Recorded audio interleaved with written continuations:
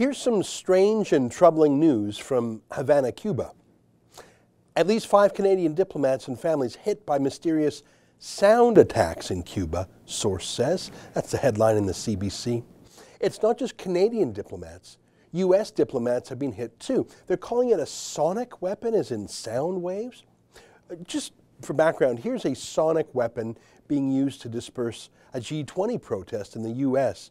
a few years back. Now, this is really noisy, so brace yourself.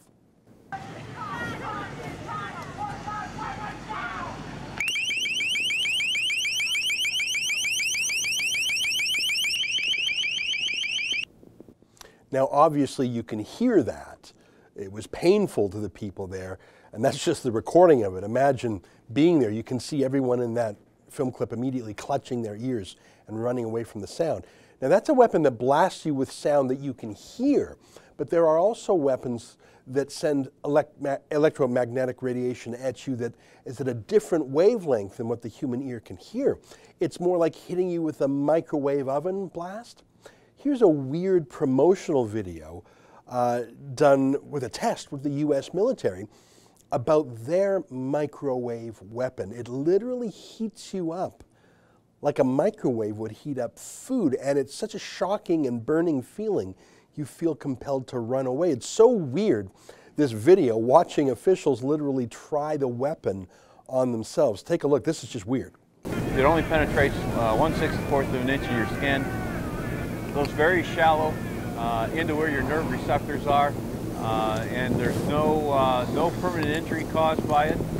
Very safe system. We built in some safety margins and training for the operators. They even let any of the guests volunteer to test out its effectiveness and safety, including the Assistant Commandant of the Marine Corps, Sergeant Major of the Marine Corps, and Assistant Secretary of the Navy. Most described it as feeling like a hot oven or grill being opened up. So my point is, I bet it's some sort of weapon like that second one there. Here's how the CBC News story describes it.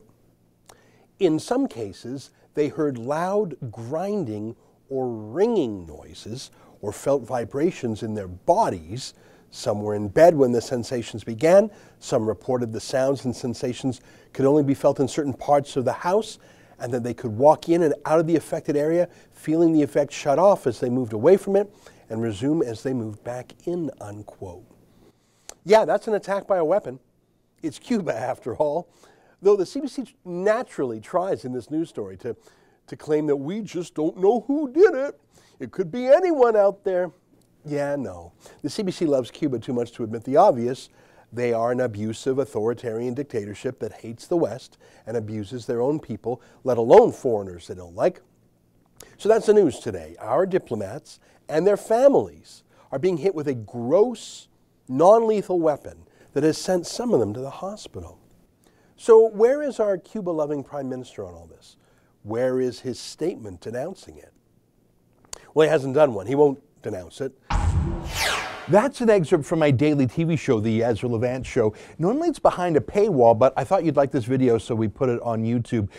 If you want to subscribe to watch the daily show every day, including always 2 interviews a day, and I read my hate mail, just click on this screen and become a premium member.